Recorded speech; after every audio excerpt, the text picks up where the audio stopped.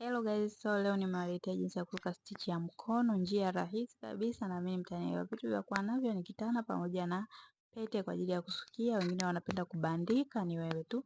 Hatua ya kwanza nitakata nywele yangu sehemu ya mbele, hiyo sehemu nitaenda kuigawa mara 3 kama mnavyoona. Baada ya hapo nitaanza kusuka. Jinsi ya kusuka, tunatumia vidole vitatu vya mbele. Vidole hivyo viwili vinashika nywele, kidole hicho kimoja kinachobaki ni kwa ajili ya kuchukua nywele upande wa pili. Kama mnavyoona, angalia kwa makini.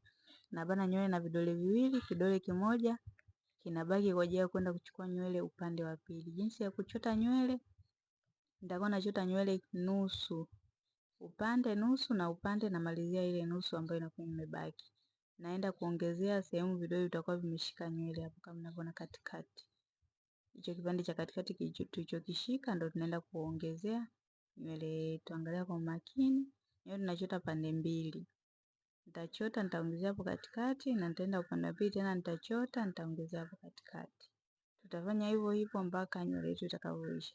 Usichote nywele nyingi, jaribu kuchota nywele kidogo kidogo. Ukichota nywele nyingi zitakufanya utashindwa maintain mkononi, ndio pale stitch yako inaweza kuwa haina muonekano mzuri. Tutafanya hatua hiyo mpaka tutakapomaliza jamani. Karibuni sana Jackie Beauty. Tunapokea wanafunzi stitch na cornrows, jinsi ya kuisuka, kustyle na kutengeneza mitindo mbalimbali ni 50,000 tu. Kusuka nywele zote ni 100,000.